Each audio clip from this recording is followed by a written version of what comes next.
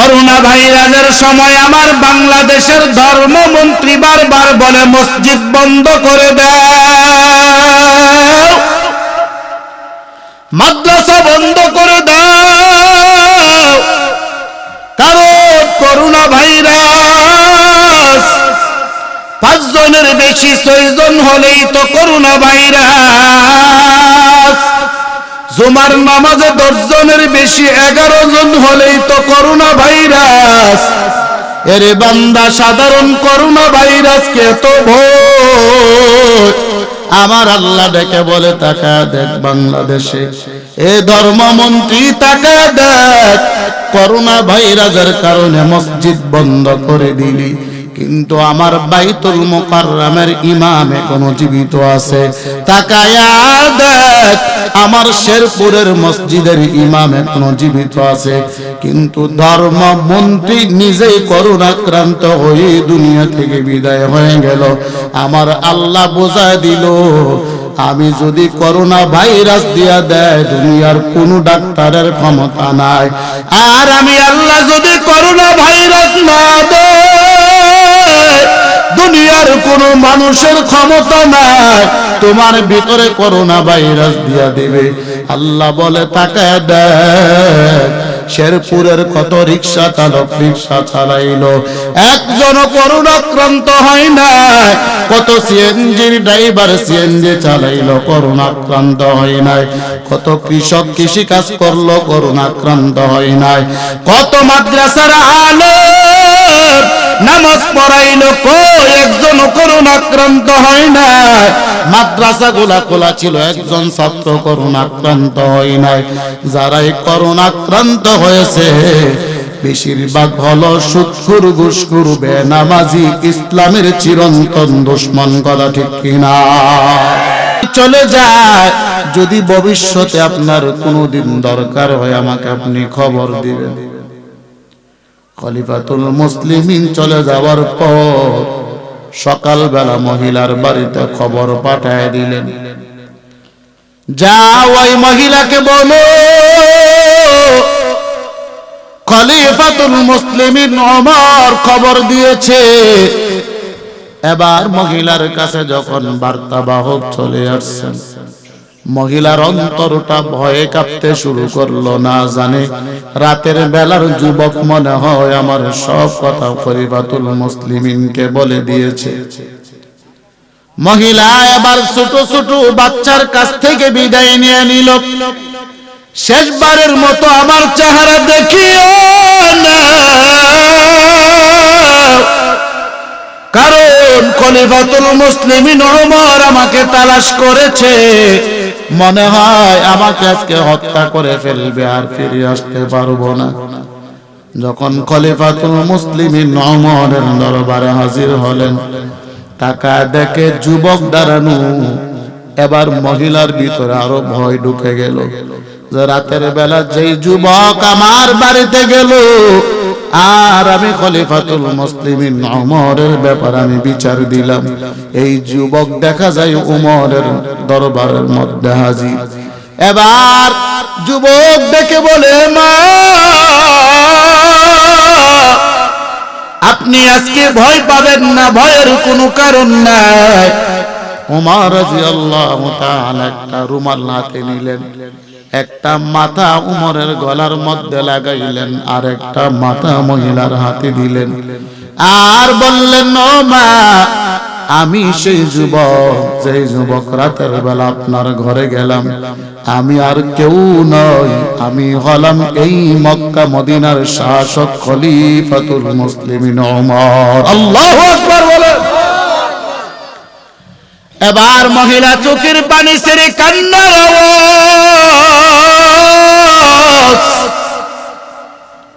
আমি কি করলাম, রাতের বেলা তো আমি আপনাকে চিনলাম না।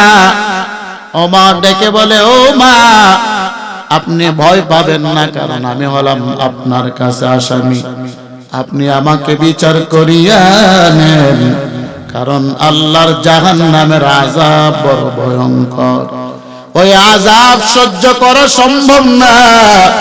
এরে মা আপনি যদি হাসরের ময়দানে আল্লাহর কাছে নালিশ করে দেন, আমি ওমর আল্লাহর দরবার থেকে বাঁচা সম্ভব হবে না। চিল্লায় বলেন সুবহানাল্লাহ। এ মুসলমান যুবক ভাই, নবীর আদর্শ কেমন? আমার নবীর আদর্শ বড় সুন্দর। নবীর আদর্শ যদি তুমি মানতে পারো, তোমার জীবন হবে কামিয়াব। আর যদি নবীর আদর্শ তুমি না মানো, তোমার জীবনটা বিফল হয়ে যাবে, জাহান্নামী হয়ে যাবে। মুসলমান যুবক ভাই, আজকে তো আমার ভিতরে নবীর আদর্শ নাই, আজকে আমার ভিতরে নবীর মহব্বত নাই, আজকে আমার ভিতরে আল্লাহর মহব্বত নাই, আল্লাহর ভালোবাসাও নাই। আছে শুধু দুনিয়ার ভালোবাসা আর দুনিয়ার মহব্বতে অন্তর ভরা, কথা ঠিক কিনা? অথচ আমার বাংলাদেশে যদি অনেক যুবক ভাইদেরকে আমি দেখি, মাঝে মধ্যে বন্ধুদের কিনে রেস্টুরেন্টের মধ্যে খাবার খাওয়ার জন্য যায়। খাবার খাওয়ার পরে যখন বিল পরিশোধ করার সময় হয়ে যায়, যুবক এবার রেস্টুরেন্টের মিসিয়ার সুইপার, যে সুইপার তাকে খানা খাওয়ায়, ওই সুইপারকে কিছু বকশিশ দেয়, কারণ সে যে তাকে পরিবেশন করেছে তার জন্য সে বড় খুশি। এবার সুইপার বলে, ধন্যবাদ, থ্যাংক ইউ আপনাকে, কারণ আপনার ভিতরে মানুষত্ব আছে, আমি আপনাকে খাওয়ালাম, খেদমত করলাম। আপনি রেস্টুরেন্টের বিল পরিশোধ করার পরেও আপনি আমাকেও খুশি করলেন। আমার আল্লাহ বলে, বান্দা, সাধারণ রেস্টুরেন্টের ভিতরে তোমাকে এক বেলা খানা খাওয়াইলো, এরপরও তুমি টাকার বিনিময়ে তুমি কিনে খাইলা, কিন্তু সুইপারকে খুশি হয়ে টাকা দিলা। আমি আল্লাহ যে তোমাকে এত মায়া করে বানাইলাম, এ বান্দা, আমি আল্লাহকে কোনোদিন তুমি ধন্যবাদ দাও নাই, আমি আল্লাহকে শুকর আদায় করে কোনোদিন মসজিদে গিয়ে তুমি নামাজ আদায় করো নাই। এর যুবক, আমি কি দোষ করলাম? আজকে তোমার বাবা তোমাকে আদর করে জন্য তুমি বাবাকে বাবা বলে ডাকো, মাকে মা বলে ডাকো। আমি আল্লাহ তাকায় আছি কোন দিন আমার বান্দা আমাকে একবার আল্লাহ বলে ডাক দেবে। আরে বান্দা, তুমি আল্লাহ বলে ডাক দিতে দেরি, আমি আল্লাহ তোমাকে কবুল করে কাছে নিতে দেরি করব না। আর জোরে বলেন না সুবহানাল্লাহ। আল্লাহ আল্লাহ ক্যা মুবারক নাম হ্যায়, अल्लाह अल्लाह आशिकू का काम है। अल्लाह अल्लाह निस्ते शीरी बरुतमन अंत रब्बी अंत हस्बी जुल जलाल। गुलामी करबो कार? आरो जोरे बोलेन, आरो जोरे आवाज करे बोलेन कार? कुल इन्ना सलाती व नुसुकी व महयाया व ममाती लिल्लाहि रब्बिल आलमीन।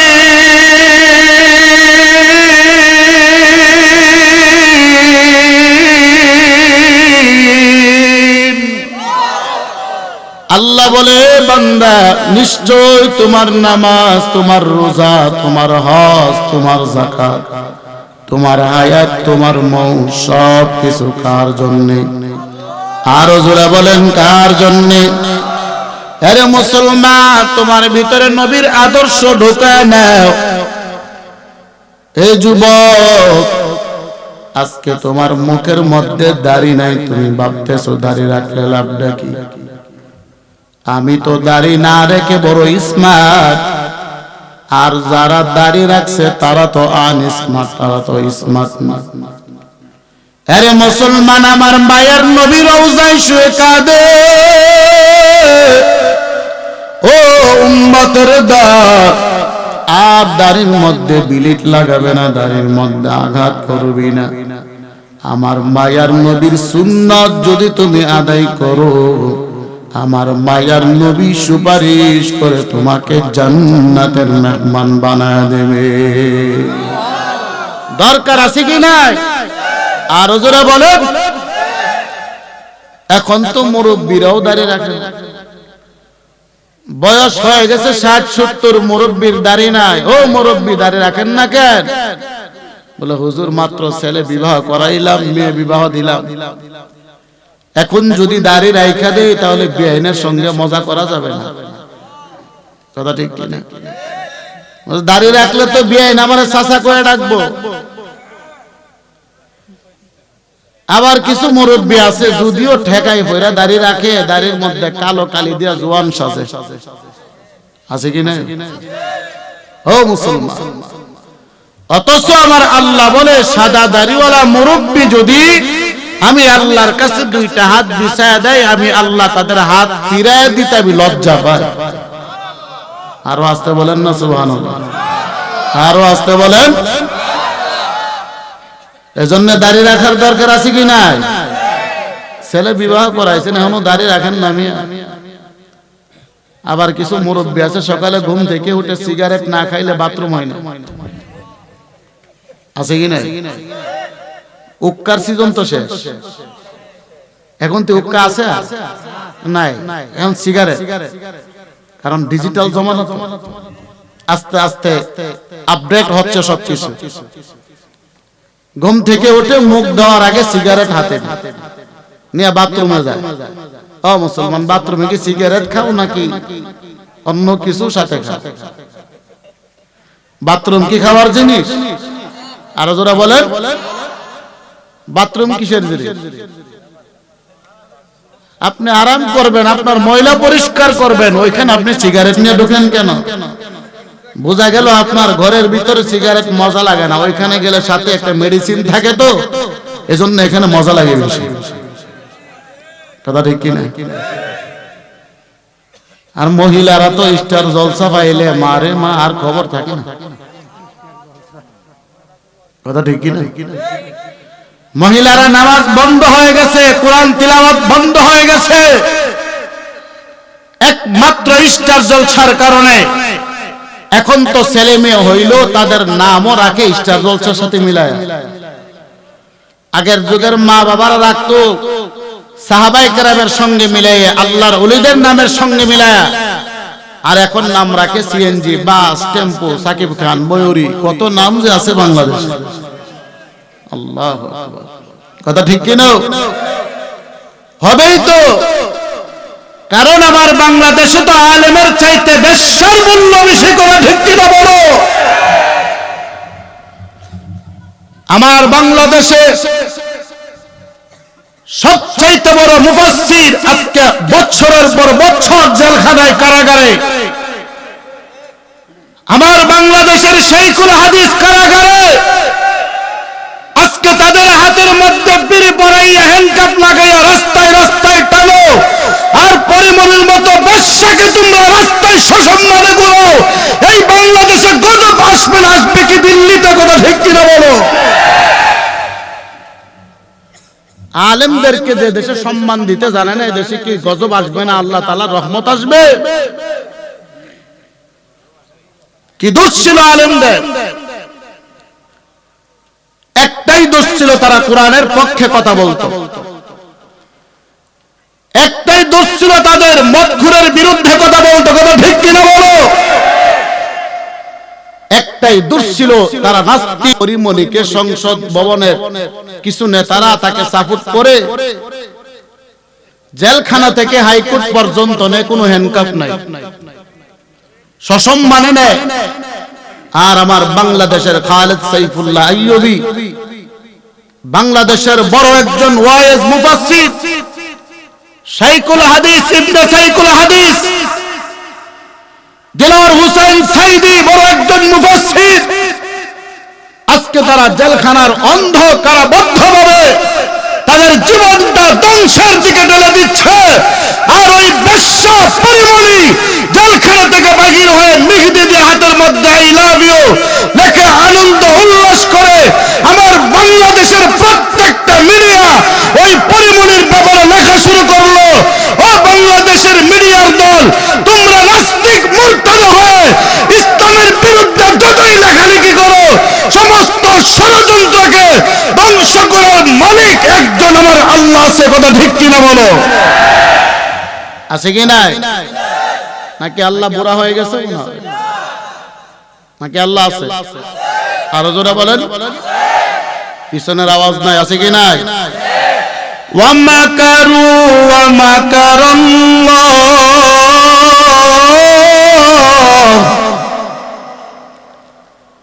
ওয়ামাকারু ওয়ামাকারাল্লাহ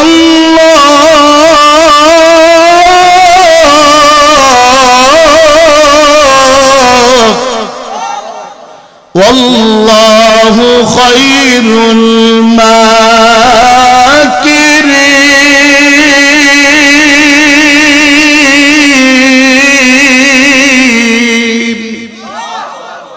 তোমরা যতই ষড়যন্ত্র করো, পরিকল্পনা করো, উত্তম পরিকল্পনাকারী একজন কে আছে? আরো জোরে বলেন কে?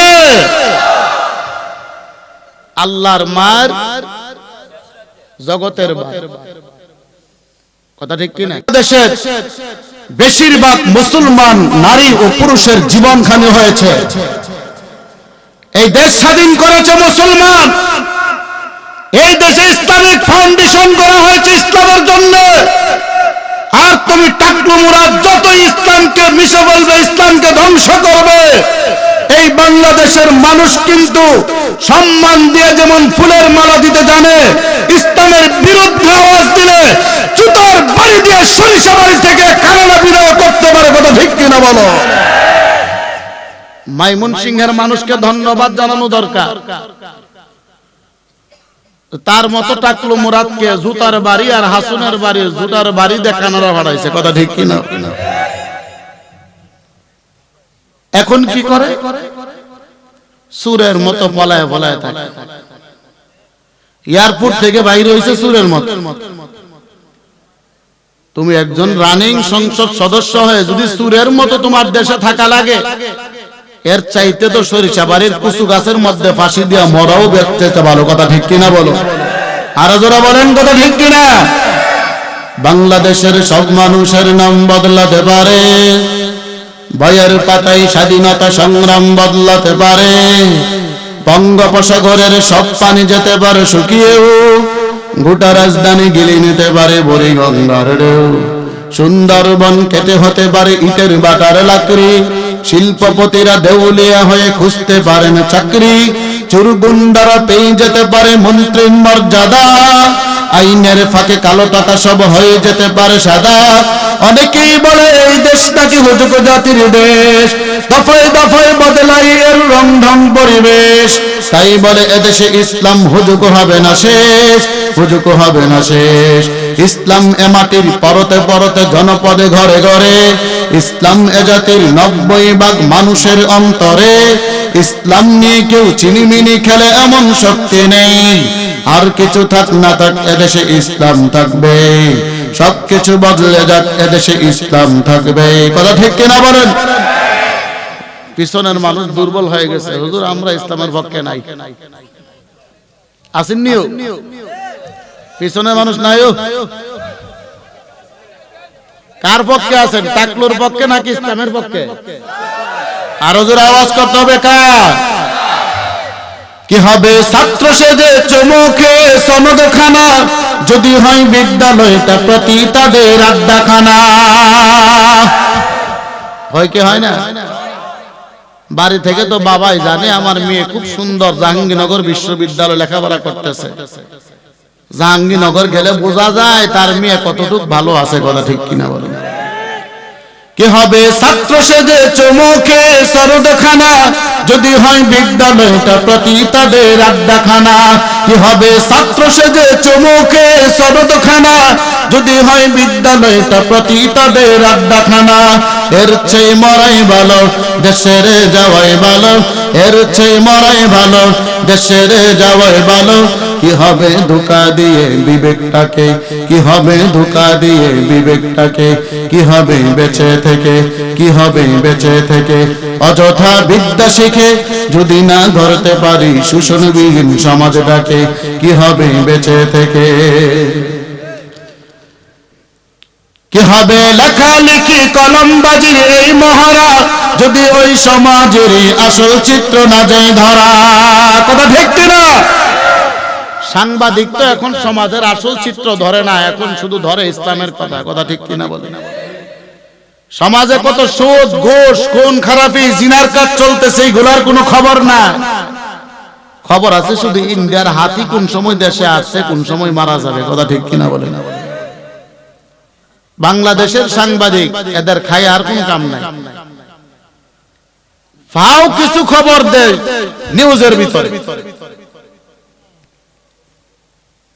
কলমের দামটা অনেক বেশি, শহীদের রক্তের চাইতে কলমের কালির দাম বেশি, কিন্তু এই কলমের কালিকে আজকে তারা কলঙ্কিত করতেছে, ইসলামের বিরুদ্ধে লেখালেখি করে। কথা ঠিক কিনা বলেন? কি হবে লেখালেখি কলমবাজির এই মহড়া, যদি ওই সমাজের আসল চিত্র না যায় ধরা। যদি ওই ঘুষের বলে কলমটাই উল্টো চলে, যদি ওই ঘুষের বলে কলমটাই উল্টো চলে, তবে কি যাবে রুখা দুর্নীতিকে, তবে কি যাবে রুখা দুর্নীতিকে। কি হবে বেঁচে থেকে, কি হবে বেঁচে থেকে। অযথা বিদ্যা শিখে যদি না গড়তে পারি শোষণবিহীন সমাজটাকে, কি হবে বেঁচে থেকে। কি হবে নেতা হয়ে জনগণের গার ফুলিয়ে, যদি ওই কোরআন মাজিদ নিষিদ্ধ হয় আদালতে। কথা ঠিক কিনা? কি হবে নেতা হয়ে সমাজেতে গার ফুলিয়ে, যদি ওই কোরআন মাজিদ নিষিদ্ধ হয় আদালতে। আছে কি না এমন নেতা? আছে কি না? নেতাগিরির খুব ভরায়। আল্লাহ আমাদের সবাইকে হেফাজত করে, বলেন আমিন। আরো জোরে বলেন। শুধুই কি নেতাদের দোষ, পাবলিকের দোষ, আলেমদের দোষ নাই? আলেমদের দোষ আছে। কিছুদিন আগে আমার ঢাকাতেও একজন আলেম দেখলাম সিনেমা উদ্বোধন করে। দেখছেন কিনা আপনারা সোশ্যাল মিডিয়াতে? সিনেমা উদ্বোধন করে আল্লাহর কাছে দোয়া করতেছে, রব্বানা যালামনা আনফুসানা। কেমন জাহেল আলেম! ও মৌলভী, কি পরে তুমি আলেম হইছো? সিনেমা দেখা জায়েজ নাকি হারাম? আরো জোরে বলেন, আরো জোরে আওয়াজ করে বলেন। একটা হারাম জিনিসকে তুমি মৌলভী সাহেব দোয়া করতেছো, রব্বানা যালামনা আনফুসানা ওয়া ইল্লাম তাগফির লানা। হারামটাকে হালাল করার জন্য 200 আর 500 টাকা হাদিয়ার জন্য তুমি একটা সিনেমায় গেলা দোয়া করার জন্য। তোমার মতো আলেমরাই তো এই বাংলাদেশে ইসলামটাকে পুতুল খেলার মতো করে দিচ্ছে। কথা ঠিক কিনা বলো?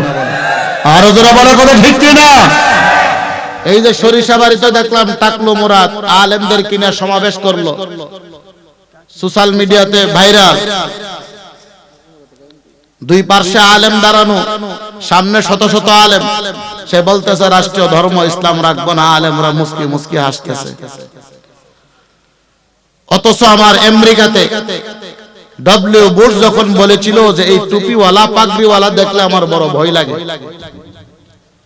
এই টুপিওয়ালাকে উৎখাত করতে হবে, পাগড়িওয়ালাদেরকে উৎখাত করা লাগবে, এই কথাটা বলতে দেরি আমার একজন মুসলমান ইমানদার সাংবাদিক জুতা দিয়ে তাকে বাড়ি দিতে দেরি করলো না। চিল্লা বলে আল্লাহু আকবার। একজন সাংবাদিক মুসলমান যদি ইসলামের বিরুদ্ধে আওয়াজ দিলে জুতা পিটা করতে পারে, আর তোমরা মসজিদের ইমাম, মাদ্রাসার আলেম, তোমাদের সামনে রাষ্ট্র ধর্ম ইসলাম বাতিল করে, সংসদের বিসমিল্লাহ নিষেধ করে, তোমরা মুস্কি হাসো। তোমরাও যদি ওই সময় টাকলোর মাথার মধ্যে কয়েকটা জুতা দিয়ে মারতে পারতো নমরুদের মতো, তাহলে টাকলো মরদার সামনে বাড়তে পারতো না, ওইখানেই তার ধ্বংস হয়ে যেত। কথা ঠিক কিনা বল? রাগ হইতেছেন নাকি? আমরা তো শুধু পাবলিক রে দোষী। এই যে সামনে নির্বাচন আইতেছে, তাহলে তো আপনাদের কপাল ভালো। চেয়ারম্যানের কপাল খারাপ, আপনাদের কপাল ভালো। এখন তো সারাদিন আলী চেয়ারম্যানের পকেট খালি করা লিয়া করবে। আর নির্বাচন যখন শেষ হইব, রাস্তার টেন্ডার যখন আসবো, চেয়ারম্যান বালডিল নিয়ে আলী পকেটে ঢুকাইব। আর আপনারা বলবেন কি করলো এটা? কি চেয়ারম্যানে ভোট দিলাম, এলাকার উন্নতি করে না? উন্নতি করবো কেমনে? নির্বাচনের আগেই তো আপনি বেচারার 1 কোটি খাই লাইছে। কথা ঠিক কিনা? নির্বাচনের আগে যদি 1 কোটি খায়াল, আর এই বেচারা 1 কোটির সুদে আরেক কোটি আসবে, 2 কোটি, 5 বছরে 2 কোটি ইনকাম করা তো লাগবে বেচারা। তাহলে আপনাদের উন্নতি করবে কোন সময়? আপনারা বলেন চেয়ারম্যান সাহেব আপনি নির্বাচন করেন, 1 টাকাও লাগবে না, তাহলে দেখবেন এই চেয়ারম্যানও আপনাদের উন্নতি করবে। কথা ঠিক কিনা বলেন? নির্বাচন আগে চেয়ারম্যানের পকেট খালি করবেন, নির্বাচনের পরে আবার চাইবেন টাকা নেওয়ার জন্য, এটা কি সম্ভব? হ্যাঁ মুসলমান, আমরা তালে মাতা যাতে ঠিক। কথা ঠিক কিনা? বাঙালি গুজবে পাগল, বাঙালি কাঁচা বাদামের পাগল বাঙালি। কথা ঠিক কিনা? ওই ইন্ডিয়াতে একবারে কাঁচা বাদামের গান গাইছে বাঙালি, হগল ইউটিউবার গেছে ইন্ডিয়াতে, কাঁচা বাদামের ইন্টারভিউ নেবে। ও মুসলমান বুকার দল, আজকে তুমি কাঁচা বাদামের পিছে দৌড়াও, আমার দেশের তাকায় দেখো 8 বছরের সন্তান 70 থেকে 80টা রাষ্ট্রকে পিছনে ফেলিয়ে কোরআনের প্রতিযোগিতায় সৌদি আরবে 1 নম্বর হয়ে বাংলাদেশে আসলো। একজন ইউটিউবারও এই কোরআনের হাফেজের ইন্টারভিউ নেওয়ার জন্য যাও নাই, আর তোমরা কাঁচা বাদামের ইন্টারভিউর জন্য ইন্ডিয়া চলে যাও। তোমাদের মতো গাদ্দার, তোমাদের মতো বেঈমান এই বাংলার জমিনে দ্বিতীয় কেউ নাই। কথা ঠিক কিনা বলো?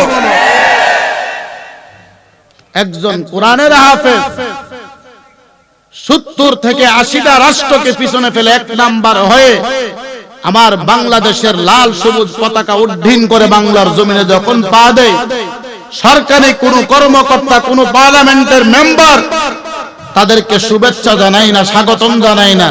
আর বাংলাদেশের একজন হিজলা সাকিবুল হাসান যদি একটা ছক্কা আর একজন উইকেট পায়, তাহলে সাকিবের নামে বাড়ি বরাদ্দ হয়, ফ্ল্যাট বরাদ্দ হয়। কথা ঠিক কিনা বলো?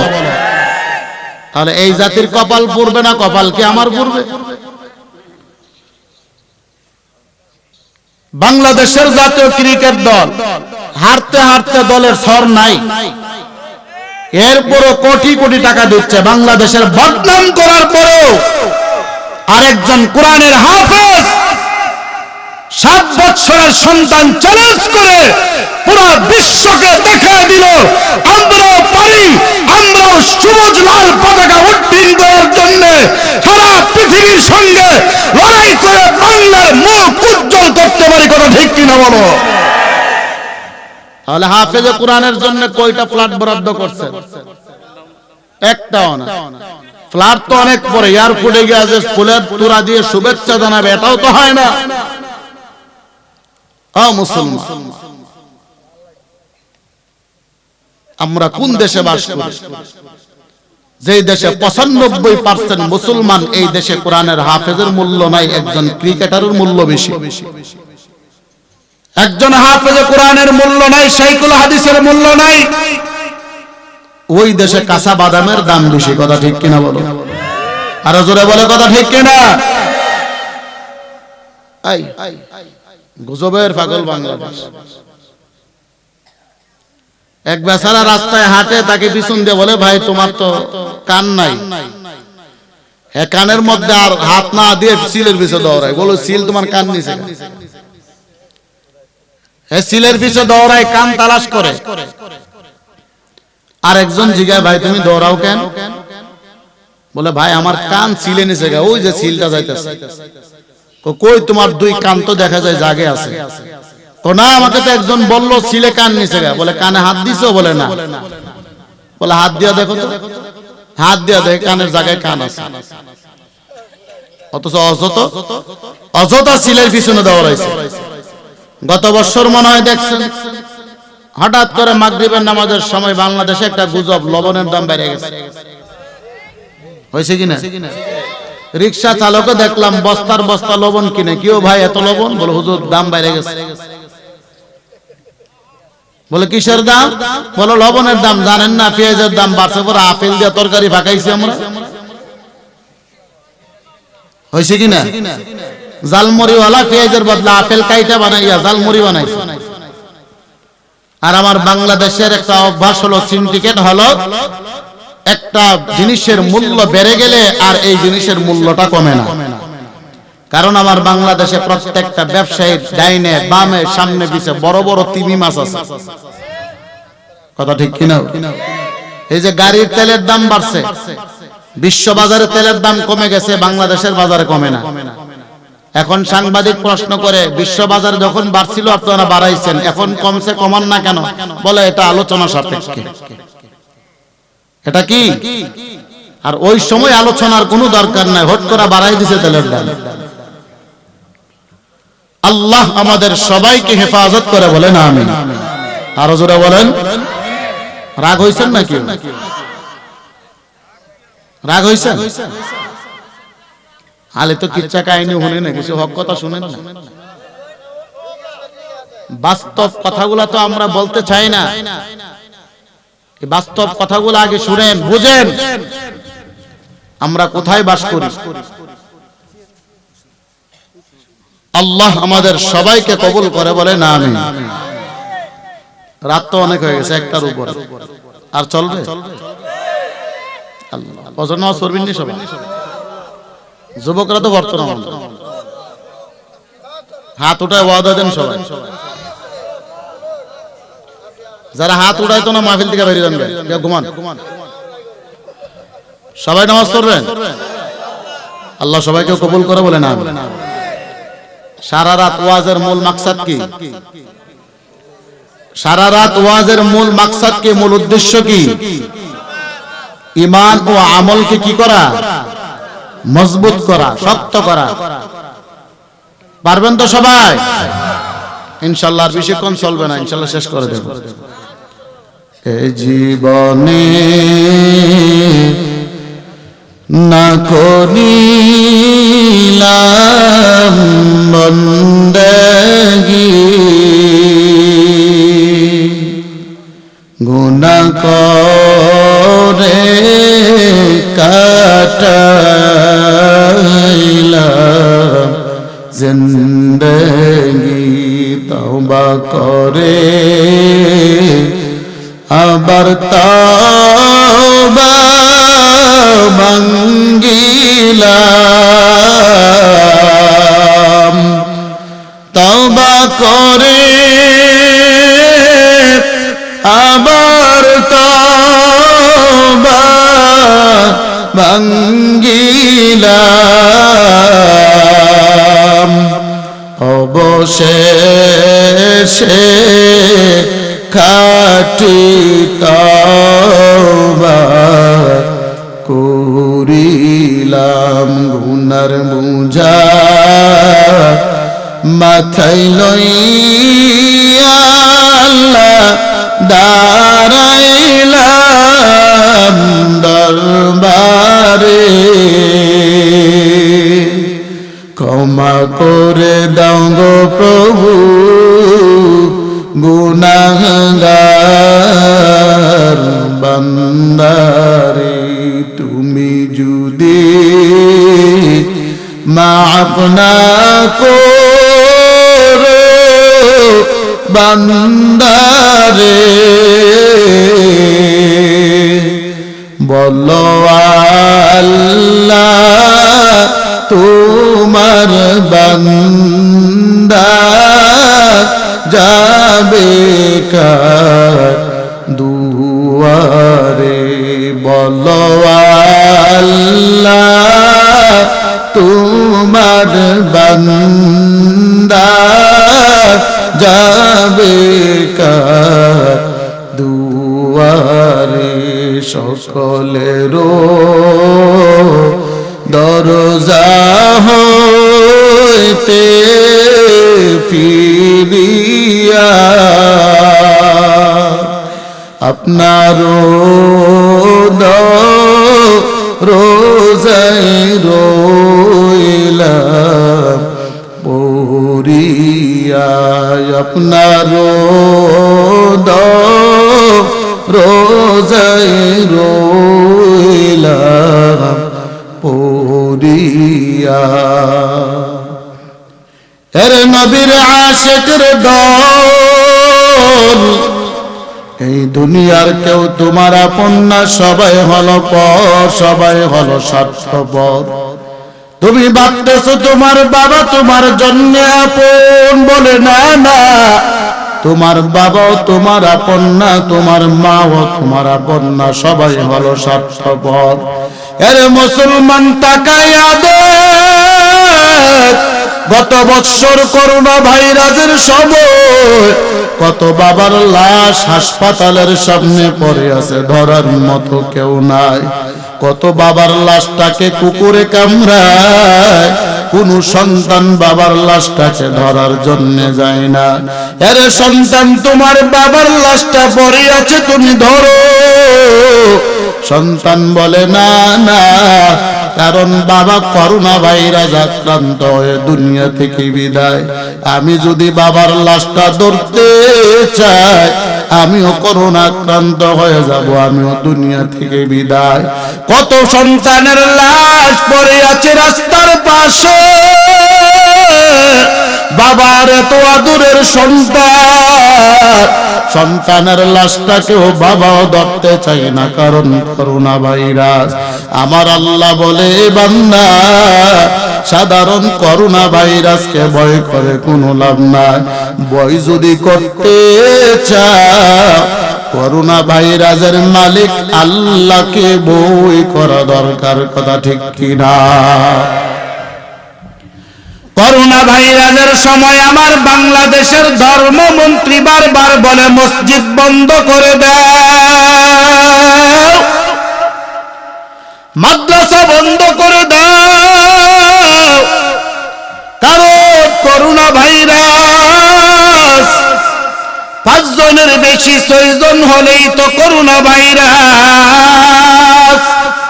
জুমার নামাজে 10 জনের বেশি 11 জন হলেই তো করোনা ভাইরাস। এরে বান্দা, সাধারণ করোনা ভাইরাসকে তো ভয়। আমার আল্লাহ ডেকে বলে তাকা দেখ বাংলাদেশে, এ ধর্মমন্ত্রী তাকা দেখ, করোনা ভাইরাসের কারণে মসজিদ বন্ধ করে দিলি, কিন্তু আমার বাইতুল মুকাররমের ইমাম এখনো জীবিত আছে। তাকায়া দেখ, আমার শেরপুরের মসজিদের ইমাম এখনো জীবিত আছে, কিন্তু ধর্মমন্ত্রী নিজেই করোনাক্রান্ত হয়ে দুনিয়া থেকে বিদায় হয়ে গেল। আমার আল্লাহ বোঝায় দিল, আমি যদি করোনা ভাইরাস দিয়া দেয়, দুনিয়ার কোন ডাক্তারের ক্ষমতা নাই। আর আমি আল্লাহ যদি করোনা ভাইরাস না দেয়, দুনিয়ার কোন মানুষের ক্ষমতা নাই তোমার ভিতরে করোনা ভাইরাস দিয়া দেবে। আল্লাহ বলে তাকায় দেখ, শেরপুরের কত রিক্সা চালক রিক্সা চালাইলো, একজন করোনাক্রান্ত হয় না। কত সিএনজির ড্রাইভার সিএনজি চালাইলো, করোনাক্রান্ত হয় নাই। কত কৃষক কৃষি কাজ করলো, করোনাক্রান্ত হয় নাই। কত মাদ্রাসার আলেম নামাজ পড়াইলো, একজন করোনাক্রান্ত হয় না। মাদ্রাসা গুলা খোলা ছিল, একজন ছাত্র করোনাক্রান্ত হয় নাই। যারাই করোনাক্রান্ত হয়েছে বেশিরভাগ হলো সুদখোর ঘুষখোর বেনামাজি, ইসলামের চিরন্তন দুশমন, কথা ঠিক কিনা? কই আপনার এলাকার রিক্সা চালক কি করোনাক্রান্ত হয়েছে? সিএনজি চালক যারাই হয়েছে, এসিওয়ালা রুমের ভিতরে যারা বসেছিল, যারা নামাজের কোনো খবর নাই, এসিওয়ালা রুমের ভিতরে বসে বলে মসজিদ বন্ধ করো, বাজার বন্ধ করো। আল্লাহ বলে মসজিদ বন্ধ করবে, আমি আল্লাহ তোর দুনিয়ার দরওয়াজা বন্ধ করে দুনিয়া থেকে করুণা দিয়ে তোকে দুনিয়া থেকে বিদায় করে দেব। আরো জোরে বলেন কথা ঠিক। হে মুসলমান যুবক ভাই, আল্লাহ বলে করোনা ভাইরাসকে ভয় করে কোনো লাভ নাই। ভয় যদি করতে চাও, করোনা ভাইরাসের মালিক আল্লাহকে ভয় করা দরকার। আল্লাহ বলে বান্দা, দুনিয়ার সাধারণ একটা করোনা ভাইরাসের কারণে সন্তানের কাছ থেকে বাবা আলাদা হয়ে গেছে, বাবার কাছ থেকে সন্তান আলাদা। আল্লাহ বলে বান্দা, আমার হাসরের ময়দানটা বড় ভয়ঙ্কর। জমিনটা তামার মতো হয়ে যাবে, সূর্য মাথার উপরে চলে আসবে। ওই দিন তো কেউ কাউকে চিনবে না, সবাই ইয়া নফসি ইয়া নফসি বলে কান্নার আওয়াজ। আর জাহান্নাম বারবার আল্লাহকে বলবে হাল মিন মাজিদ, আয় আল্লাহ আমাকে বেশি বেশি করে তুমি খাবার দাও। আল্লাহ বলবে জাহান্নামে একটু ধৈর্য ধর, আমি বেচারার বিচারের কাজ শেষ করে তোকে খাবার দিয়ে দিব। কিন্তু জাহান্নাম পাগলের মতো হয়ে যাবে।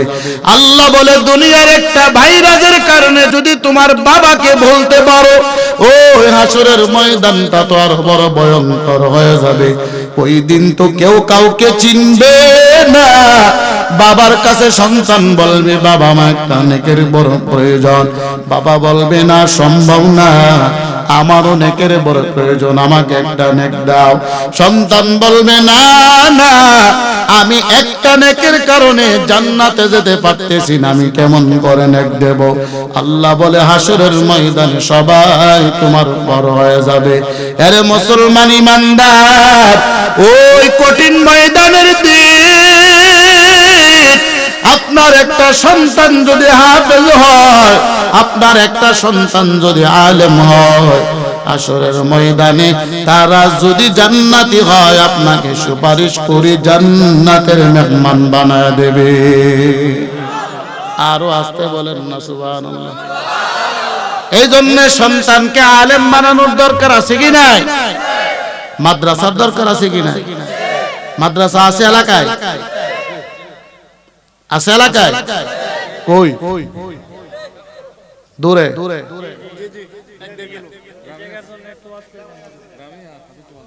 গ্রামে আছে? দেখ আলহামদুলিল্লাহ। থাকলে কি ভালো, থাকলে শুধু ভালো না, শুকর আদায় করা দরকার। কারণ একটা হাফিজি মাদ্রাসা যদি এলাকার মধ্যে থাকে, ওই মাদ্রাসার ভিতরে ছাত্ররা 24 ঘন্টা তারা কোরআন তিলাওয়াত করে। আর এই কোরআন তিলাওয়াতের কারণে আল্লাহর পক্ষ থেকে বড় বড় গজবগুলো এলাকা থেকে আল্লাহ ফিরিয়ে আনে। আরো জোরে বলেন না সুবহানাল্লাহ। পিছনের মানুষ বড় অলস, আওয়াজ দেয় না। মাদ্রাসার দরকার আছে কি নাই? আলেমের দরকার আছে কি নাই? আলেমদেরকে মূল্যায়ন করবেন? করতেন না মনে? হুজুরকে মূল্যায়ন করেননি? হুজুর আপনাদের এলাকার না, মূল্যায়ন করেন? যে কোনো কাজ করবেন আলেমদেরকে নিয়ে পরামর্শ করবেন, এই কাজের মধ্যে কোনো ব্যাঘাত ঘটবে না। কারণ আলেম ওলামা আপনাদেরকে যে পরামর্শ দেবে, এটা নবীজির তরিকা অনুযায়ী পরামর্শ দেবে। কথা ঠিক কিনা বলেন? দরকার আছে কি না? নির্বাচন করবেন আলেমের সঙ্গে পরামর্শ করে, তাহলে আপনার টাকা খরচ হবে কম। চেয়ারম্যান সাহেব আসেনি? গেছে গা? থাকলে এনে ভালো। কারণ আলেমদের সাথে পরামর্শ করলে টাকাও খরচ হবে কম। কথা ঠিক কিনা? আমার 60 টাকা দেন, এটা কি সম্ভব? কারণ 10 জন সাধারণ জেনারেল শিক্ষিতর কথাই যে দাম, একজন আলেমের কথার চাইতে বেশি দাম। ফাকিহুন ওয়াহিদুন আশাদ্দু আলা শাইতানি মিন আলফি আবিদ।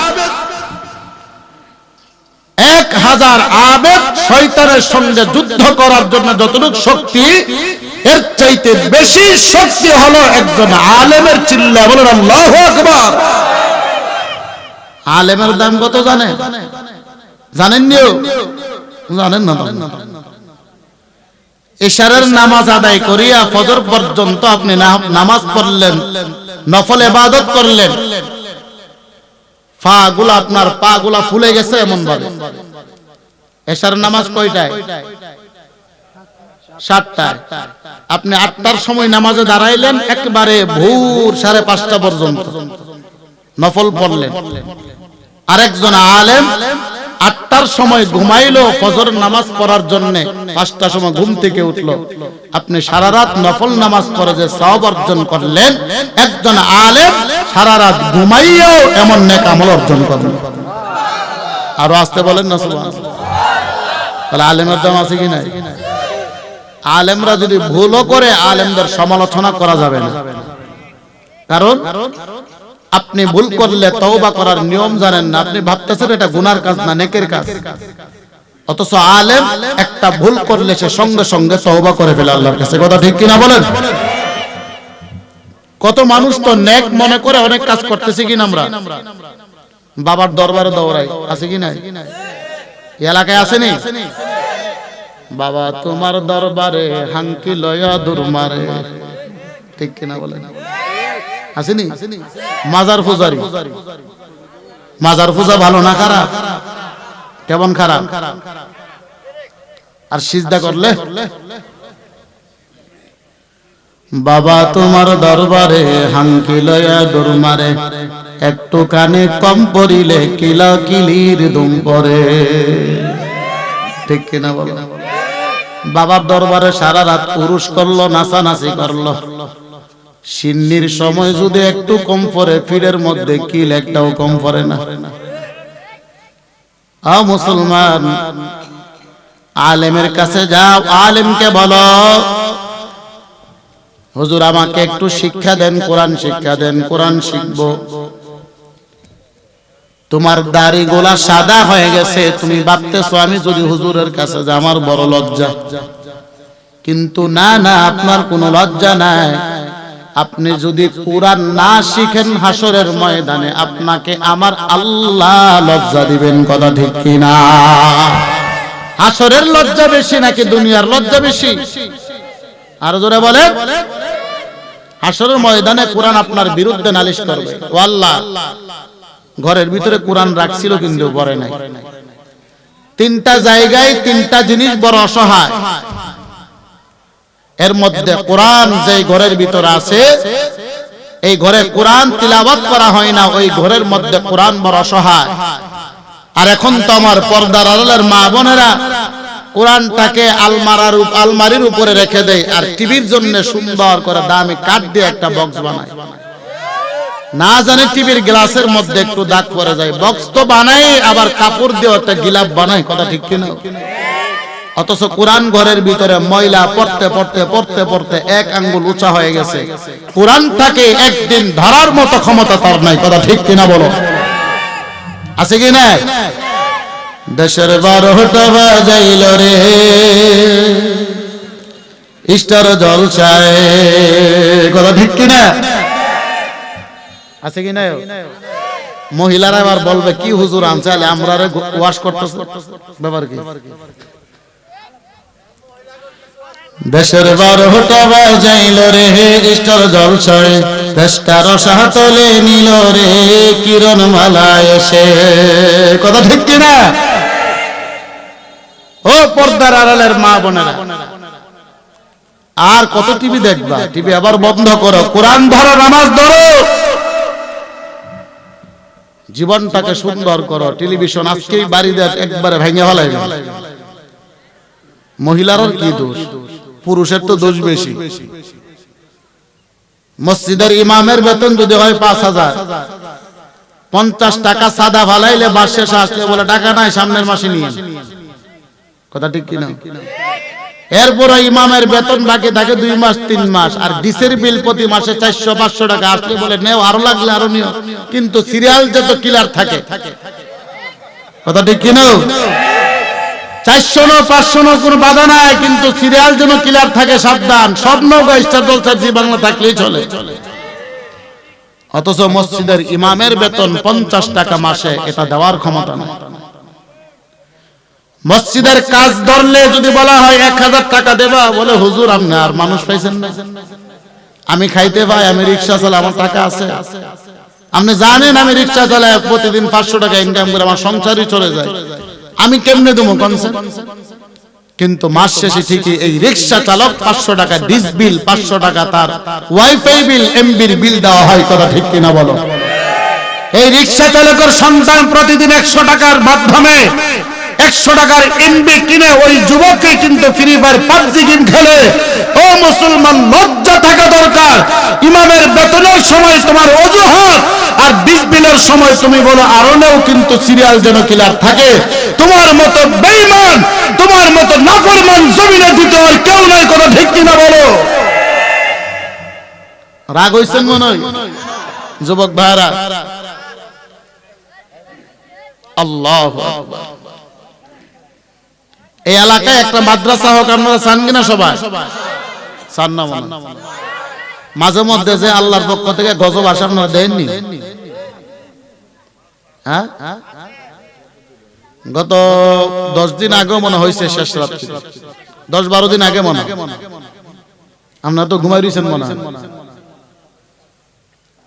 ভূমিকম্প যে হয়েছে আপনারা জানেন? ফজরের আজানের সময়,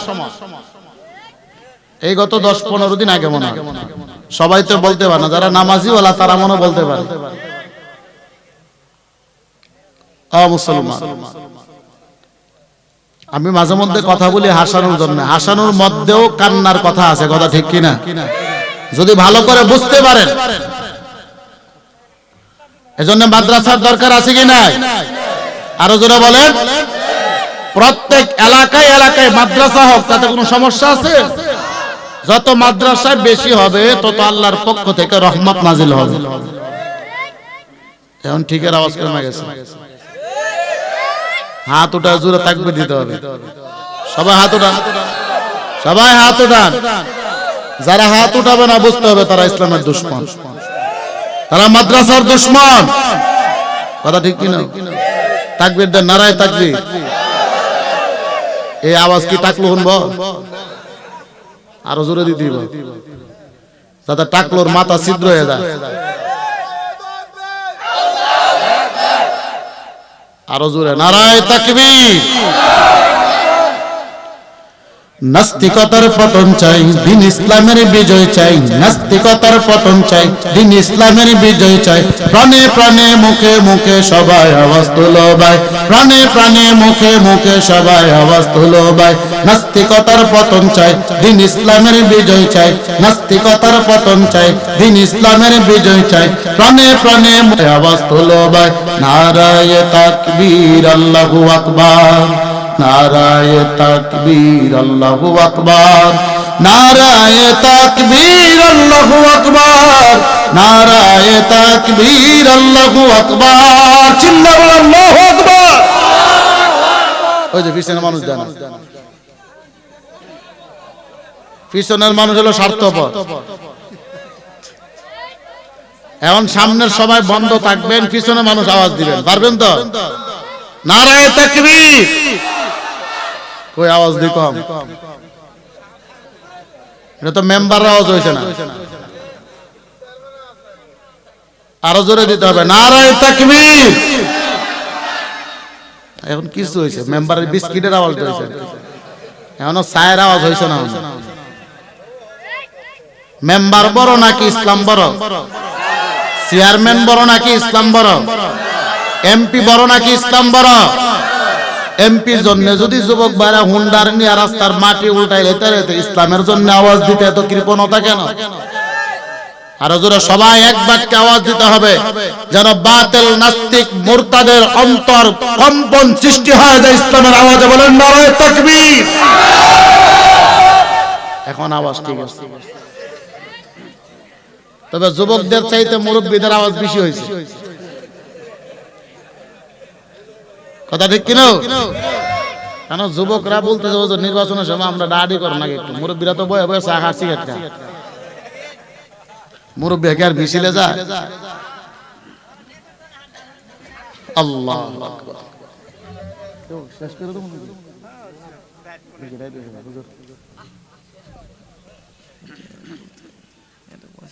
আরে আল্লাহ এখন আজান দিলেন আমার চলবো কোন সময়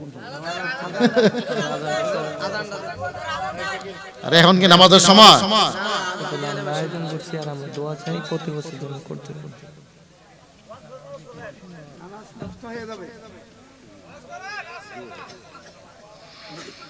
আপনারা তো আরামে আছেন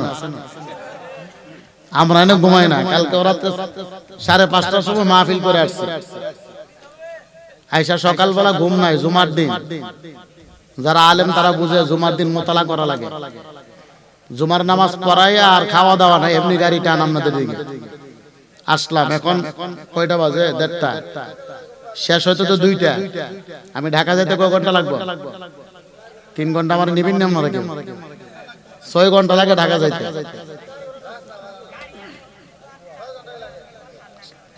6 ঘন্টা লাগবে ঢাকা যাইতে আগামীকাল প্রোগ্রাম আবার ওই যমুনা সেতু পারে তো যাবো কেমনে ঘুমামু কোন সময় আল্লাহ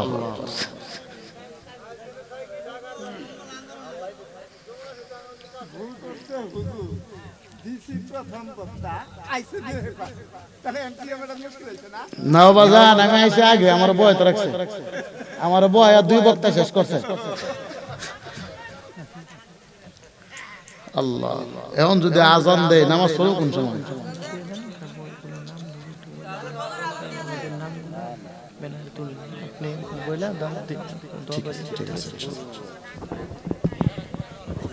হুজুর কি করেন হুজুর আমার বেয়াদবি মনে করেন আমি তো আর এগুলো আমি পছন্দ করি কম এত রাত্রে এই সাউন্ডটা ঠিক করে না ভাই একটু উঠান সাউন্ড কমাইলেছেন কিন্তু আচ্ছা সাউন্ডটা উঠান এই সাউন্ডে আমার কষ্ট হইতেছে আমরার মাহফিল বয়ানের সময় সাউন্ড থাকে টন টন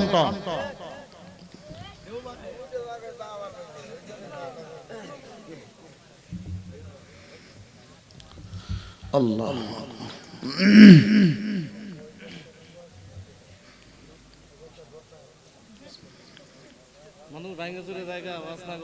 আকবার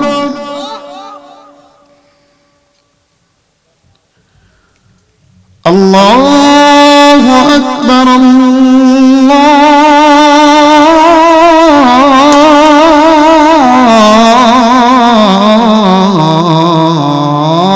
আল্লাহু আকবার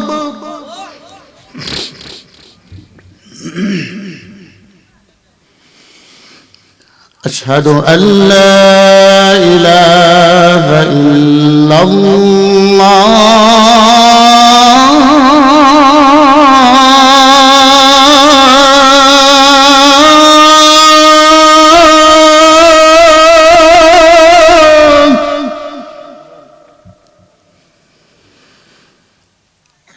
أشهد أن لا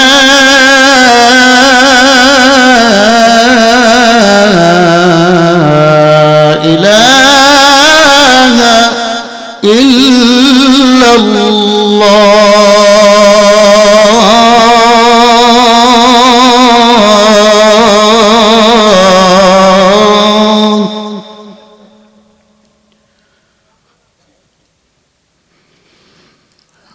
أشهد أن محمدا رسول الله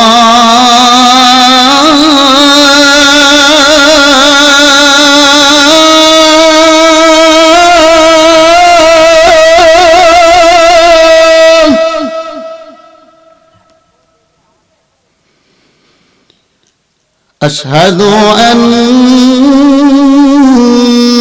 محمدا رسول الله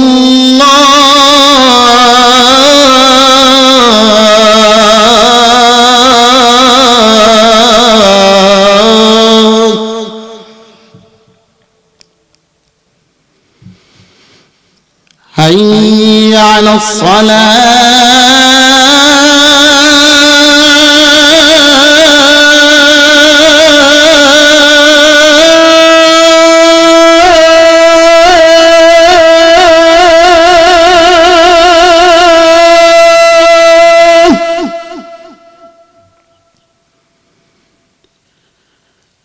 حي على الصلاة